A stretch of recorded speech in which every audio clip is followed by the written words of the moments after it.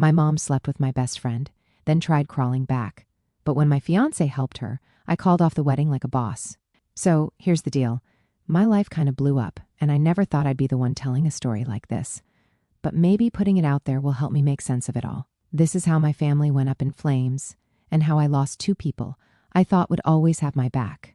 Growing up, my family was pretty normal. My dad, Tom, a 51-year-old male, was one of those quiet, dependable guys.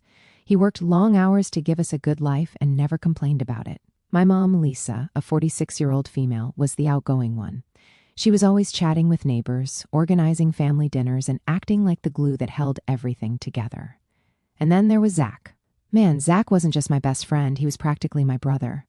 We'd known each other since middle school, bonded over video games and terrible jokes, and stuck together through everything. Zach was the guy I'd call at 2 a.m. If I needed anything, no questions asked. My parents loved him too. He was at our house so much growing up that my mom joked she should start charging him rent. But now, looking back, I can see things that didn't sit right. They didn't seem like a big deal at the time, but they stand out now, like puzzle pieces I didn't know I needed to connect. For starters, Lisa and Zach were always joking around. I figured it was just because he was around so much, but there were moments that felt off. Like, she'd laugh a little too hard at his jokes or make comments about how Zach's such a sweet boy in a way that felt a bit extra. I even remember one time Zach made a joke about how he'd never get married because Lisa set the bar too high. Everyone laughed it off, and I didn't think much of it because, well, why would I? There were other little things too. Sometimes Zach would show up when I wasn't home, saying he was just stopping by to check on something or drop something off. Lisa never mentioned it, and I assumed it wasn't a big deal. He was like family, so it didn't seem weird that he'd be comfortable around my parents even when I wasn't there. But then it got weird.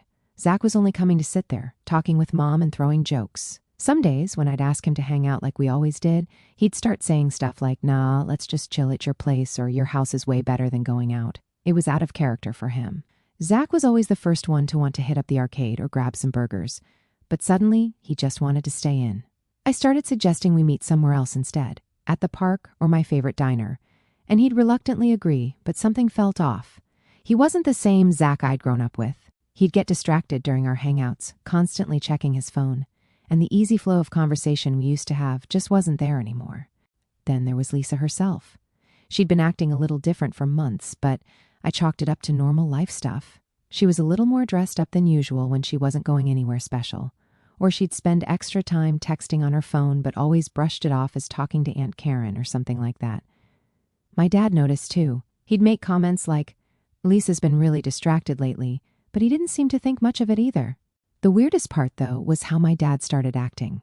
He's not the kind of guy who shows a lot of emotion, but out of nowhere, he started snapping at the littlest things. If the TV remote was in the wrong spot, he'd grumble under his breath.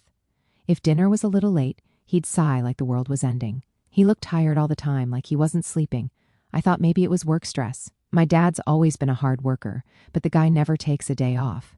I even suggested he take a weekend to himself, go fishing or something, and he just said, "I've got too much on my plate right now." I didn't push it. My dad's always been the guy who keeps his problems to himself. I figured he'd work through it like he always did, but something about it felt heavier than usual. There was this one night I'll never forget. My dad was sitting in the living room, staring at the TV, but not really watching it. I asked him if he was okay, and he just shook his head and said, "I'm fine, kiddo. Don't worry about me." His voice cracked a little when he said it, but I didn't press him. I should have. Around that time, Zach started pulling away too. He wasn't around as much, and when we did hang out, he seemed distracted. I'd ask him what was going on, and he'd just shrug and say, life stuff. That was weird for him because Zach was the most carefree guy I knew. But here's the thing. When you trust someone completely, you don't think twice about stuff like that. Zach was my best friend. Lisa was my mom. My dad was my rock. I didn't think for a second that anything was wrong between them. Then one day, my dad came home from work looking completely drained. He barely said a word during dinner, which wasn't like him.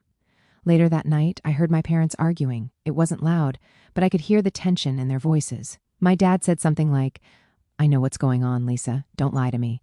I didn't hear her response, but I froze. That was the moment I knew something big was happening. I couldn't put my finger on it, but it felt like a crack had formed in the foundation of everything I thought I knew. I didn't sleep that night. My mind kept spiraling, replaying every little detail, the way my mom had been acting, the subtle changes in my dad, and whether there was something obvious I'd missed. Their argument earlier didn't feel like the small passing disagreements they sometimes had. It felt heavier, like something deeper was wrong. I tried convincing myself I was reading too much into it, chalking it up to a rough patch or maybe just a misunderstanding, but the pit in my stomach told me otherwise. The next morning, my dad sat me down. I could tell right away that this wasn't going to be a casual chat. He looked defeated, like he was carrying the weight of the world on his shoulders, and it was finally too much. He sighed deeply and said, "I need to tell you something, kiddo. You're not going to like it, but you deserve to know." At first, I thought maybe someone had died. The way he was struggling to get the words out, it felt that heavy, but what he actually said hit me harder than I ever thought possible. "It's your mom," he started. His voice cracked, and he had to take a minute before continuing. "She's been having an affair, and it's with Zach." I felt like my brain short-circuited. I couldn't even process what he was saying. I genuinely laughed, but when I saw my dad's expression, I just stared at him, waiting for him to tell me it was a joke or that I'd misunderstood. But he wasn't joking. "Zach," I finally managed to say. My voice barely came out. Like, Zach, my best friend Zach? My dad just nodded, and I could see the pain in his eyes. This wasn't just about Lisa and Zach betraying me. They'd betrayed him too. He told me how he'd found out. It started with little things. A weird text on Lisa's phone that she quickly dismissed as a wrong number. Times when she said she was running errands but was gone way longer than usual. He didn't want to believe it either, but something felt off. Then one day, he came home early from work and saw Zach's car parked outside the house. "I knew something was wrong the moment I saw it," he said. "I went inside, and there they were, acting like teenagers sneaking around. I couldn't even breathe. The mental image alone made my stomach turn. Zach wasn't just my best friend, he was like a son to my parents.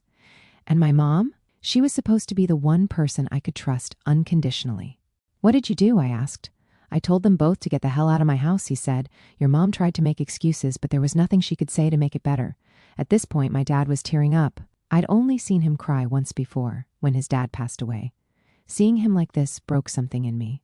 After he told me, I felt like I was in a fog. I didn't know what to say, or I just sat there, numb, as my dad kept talking. He said Lisa had been begging him for forgiveness, but he couldn't even look at her. "You don't do that to family," he said, his voice shaking. "You just don't." When I finally found my voice, I asked him why he didn't tell me sooner when he noticed the signs. He said he didn't want to ruin my relationship with my mom unless he absolutely had to. "But you needed to know," he said. "I couldn't keep this from you anymore." The anger didn't hit me right away. At first, it was just shock, disbelief, and this hollow feeling in my chest. I couldn't wrap my head around it. Lisa and Zach? How was that even possible? I told my dad I needed to talk to her. I didn't know what I was going to say, but I couldn't just sit there. When I confronted Lisa, it was like facing a stranger. The woman standing in front of me wasn't the mom I grew up with. She was someone I didn't even recognize anymore. She immediately started crying, doing that thing where she covered her face and kept saying, "It was a mistake. I didn't know what happened to me. I didn't mean to hurt anyone. I just stood there, staring at her in disbelief." "A mistake?" I said, my voice rising. "Are you serious right now? What the hell is wrong with you, Mom? He's half your age. He should be like a son to you. You destroyed this family for what? For Zach?" She didn't say anything, just kept sobbing like she was the victim. It made my blood boil. "You didn't mean to hurt anyone? Are you kidding me? You tore this family apart. You wrecked Dad, and you betrayed me. Do you even get that, or are you too busy crying for yourself to care?" Her sobbing got louder, but I was done listening. "You're unbelievable," I spat. "You're not my mom anymore. I don't even know who you are anymore." I walked out before she could say another word. I didn't trust myself to stay in the same room as her without saying something I'd regret, but I wasn't done yet.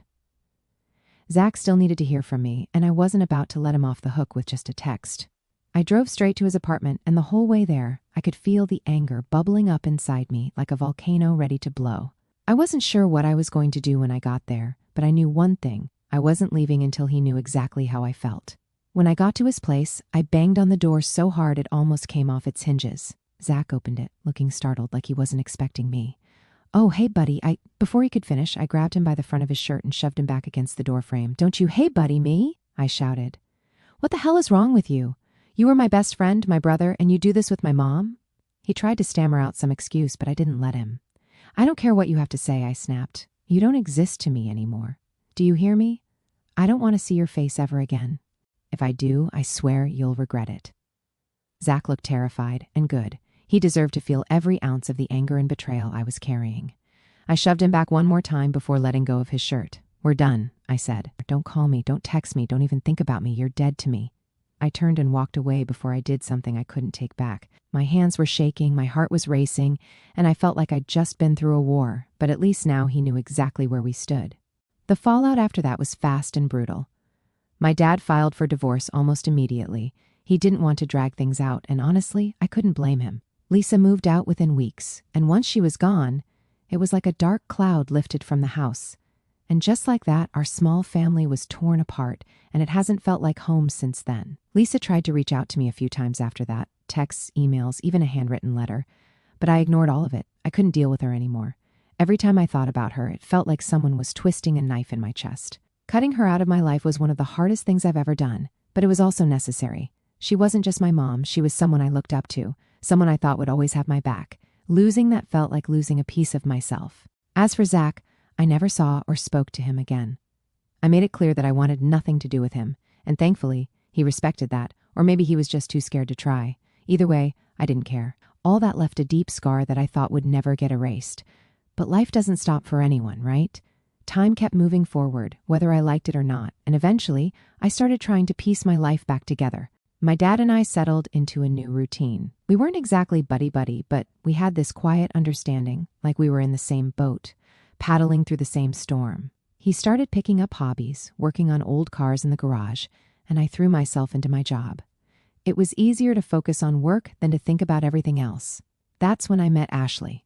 Ashley and I met at a friend's barbecue about a year after the whole mess with Lisa and Zach. She was funny, smart, and had this way of making everyone feel like the most important person in the room. We hit it off immediately. She wasn't pushy, wasn't trying to dig into my past. She just seemed real. We started dating, and for the first time in what felt like forever, I actually felt happy again. Things were good with Ashley. She was understanding, supportive, and never made me feel like I had to rush through my emotions.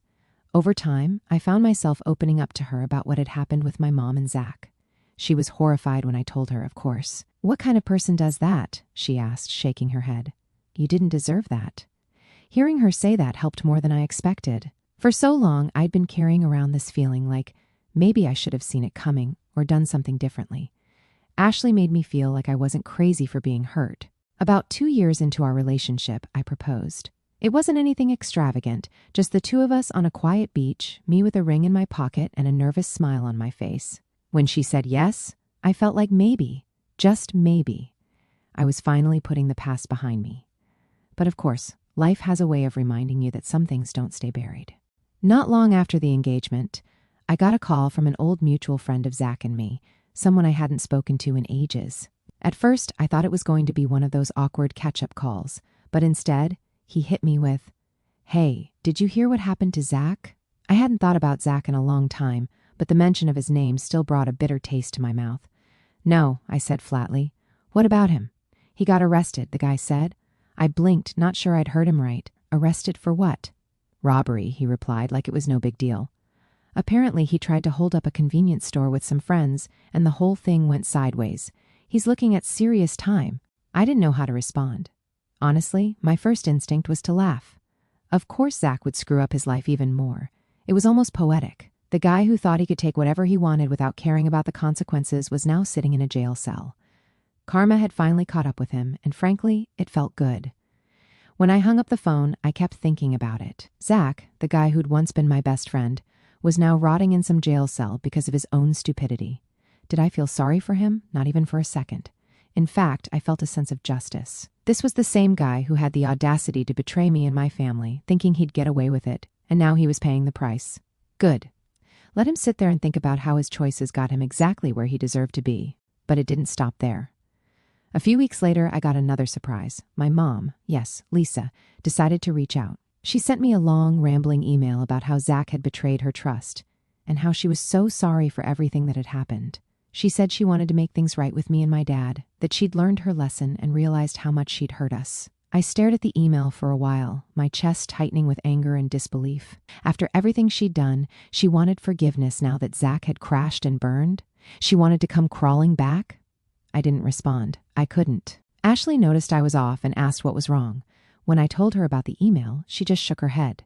She doesn't deserve a second chance, she said. You've already given her enough. Hearing that from Ashley helped me feel more confident in my decision. I didn't owe Lisa anything. She made her choices, and now she had to live with them. But the situation didn't end there. Lisa started trying to get in touch with my dad, too. She even showed up at his house unannounced one day, crying on the doorstep and begging him to talk to her. He told her to leave and slammed the door in her face.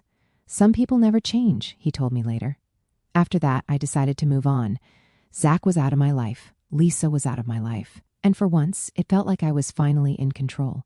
I had Ashley by my side, and our engagement felt like the beginning of a fresh chapter. Everything was moving in the right direction, or so I thought. Ashley had always been the type to see the good in people. She believed in second chances, forgiveness, and all that. And while I loved her for her big heart, there were moments when it clashed with my more hardline views, especially when it came to my mom. I had made it crystal clear that Lisa was not welcome in my life, no matter how many emails she sent or apologies she tried to fake. And Ashley seemed to understand. She told me that my actions were justifiable. One evening, Ashley casually mentioned we had plans for dinner with her coworkers. She said it was a casual get-together, nothing fancy, just a chance to meet some of the people she worked with. I didn't think much of it. Ashley's friends were always cool, and it seemed like a nice break from the usual grind. The restaurant was a cozy little Italian place. We got there a bit early, and Ashley seemed a little on edge, glancing at her phone more than usual. I figured it was work stress or something and didn't press her about it. She led me to a table in the back, and as soon as I turned the corner, I stopped dead in my tracks. Sitting there, looking nervous and trying way too hard to smile, was Lisa. I froze, my brain struggling to process what I was seeing. This wasn't just some random coworker dinner, this was a setup. Ashley had invited my mom. "What the hell is this?" I asked, my voice sharp enough to cut through the awkward silence. Lisa opened her mouth to speak, but I shot her a glare that made her shut it. I turned to Ashley, who was fidgeting with her hands, avoiding eye contact. "Seriously, Ashley? You thought this was a good idea?" She stammered. I thought maybe if you talked to her you could work things out. After all, she's your mom, and she seems really sorry." "She seems sorry?" I interrupted, my voice rising. "You don't know what she did, Ashley. You don't know what it was like to have your family torn apart because of her." Lisa tried to chime in. "I just want to—" "Don't!" I snapped, pointing at her. "You've done enough damage. You don't get to just waltz back into my life because you're suddenly feeling guilty." People at the surrounding tables were starting to stare, but I didn't care. I turned back to Ashley, who looked like she was about to cry. "You went behind my back," I said, my voice quieter but no less angry. "You had no right to do this." "I was just trying to help," she whispered. "Help?" I repeated, my disbelief turning into anger. "You didn't help, Ashley. You just broke my trust in you." I threw a few bills on the table to cover whatever had been ordered and walked out. I heard Ashley calling after me, but I didn't stop. My hands were shaking as I got into my car and drove off. Later that night, Ashley came home and tried to explain herself.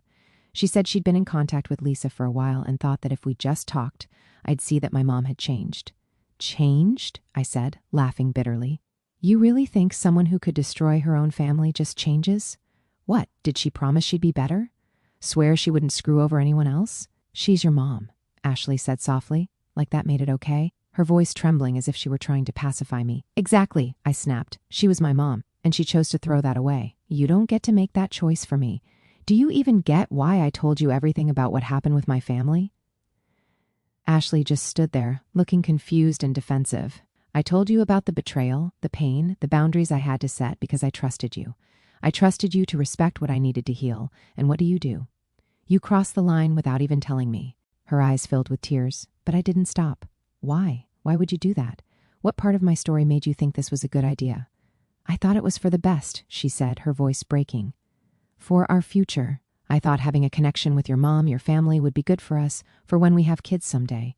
Don't you think they should know their grandparents?" The mention of kids hit me like a brick. My jaw tightened. "You think this is how you build a future?" I asked, my voice sharp. "By ignoring my boundaries?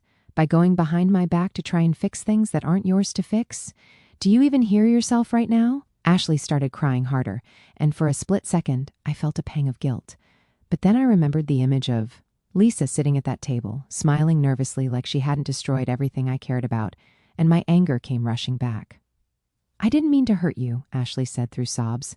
"I thought I was helping. I thought you'd see that she's sorry, and maybe you could move on." "Move on?"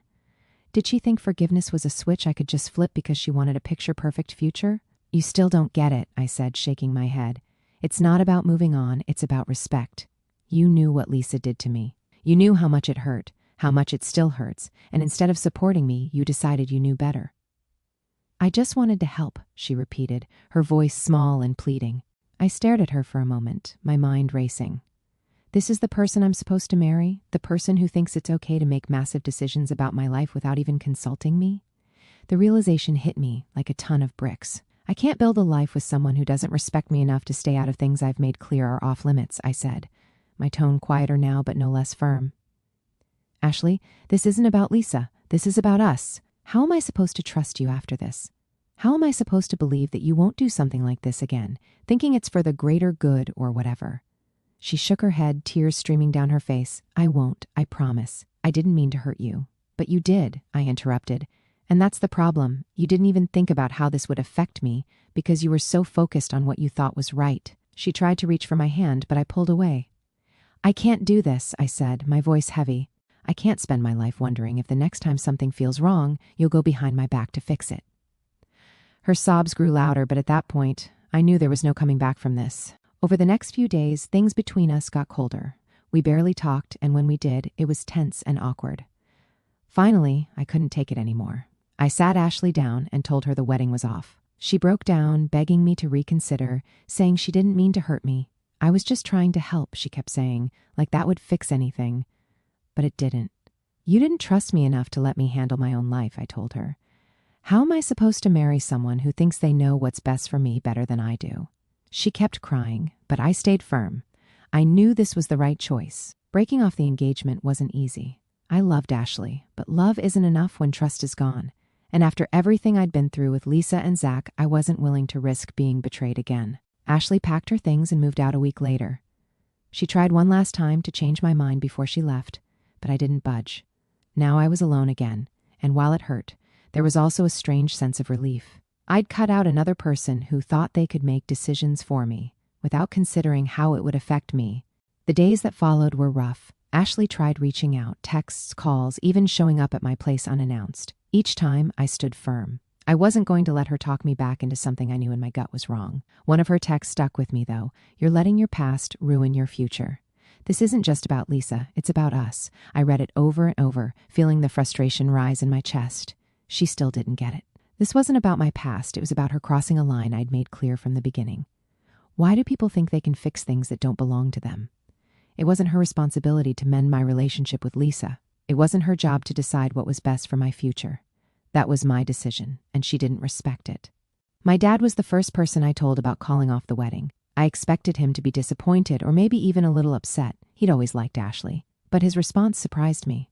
Good, he said, leaning back in his chair. You don't need someone who thinks they know better than you about your own life. I raised an eyebrow. You're not going to tell me I'm being too harsh? Nope, he said simply. You've been through enough. You deserve someone who listens to you and respects you, not someone who thinks they're smarter than you about your own pain. And he was absolutely right. I didn't need validation to know I'd made the right call. But hearing it from him made me feel like I wasn't crazy for putting my foot down. Ashley came by one last time about a week later. I wasn't surprised to see her, but I wasn't exactly thrilled either. She stood on my porch holding a box of stuff I'd left at her place. I just wanted to say goodbye, she said, her voice quieter than usual. I nodded, taking the box from her. Thanks. She hesitated, standing there like she was trying to gather the courage to speak. Finally, she blurted out, I didn't mean to hurt you, you know. I looked at her, my expression blank. I know, I said flatly, not wanting to argue or drag this out any longer. She fidgeted with her hands, her voice barely above a whisper. I thought I was doing the right thing. I thought you'd understand someday, maybe even thank me. Yeah, after everything, she still thinks I should thank her. I let her words hang in the air for a moment before responding. I'm not going to argue with you, Ashley. You made your choice. I've made mine. She nodded, tears running down her face, and walked away without another word. It was the end of something I thought would last forever, but it was also the start of reclaiming control over my life. After Ashley was out of the picture, I decided to double down on focusing on myself. I started working longer hours and spending time with my dad. We didn't talk much about what had happened, but having him around made me feel grounded. Lisa, of course, didn't back off either. She sent more emails, called a few times, and even tried showing up at my dad's place again. He shut her down every time, and I blocked her on every platform I could think of. One day, my dad handed me a letter she'd left in his mailbox. "Do you want to read it, or should I just toss it?" he asked. I stared at the envelope for a moment, then shook my head. "Burn it," I said. He grinned. "Thought you'd say that." We didn't talk much about Lisa after that. She became like a ghost, something we both knew existed but refused to acknowledge. Now, as I'm writing this, thinking about how Ashley's gone and I've cut Lisa off for good, there's this emptiness that just sits there. I've got my dad, work keeps me busy, and I still hang out with a few close friends, but sometimes it feels like I'm just floating. It's not like I'm lonely, exactly. It's more like I'm untethered. For so long, my life's been wrapped up in fixing the mess Lisa left behind and then planning this future with Ashley. Now both of those things are gone, and I'm standing here like, okay, so what's next? One thing's for sure, though. I'm done settling. I'm not letting people in who think they can fix me or decide what's best for me. I'm not anyone's project. I know what I deserve, and I'm sticking to that. The scars Lisa and Zach left, yeah, they're still there, but they don't control me anymore. They're just reminders of how far I've come and what I've survived. But I've got to ask, am I being too harsh? Like, did I go overboard cutting people off like this? Or is it fair to draw these hard boundaries? What would you guys do?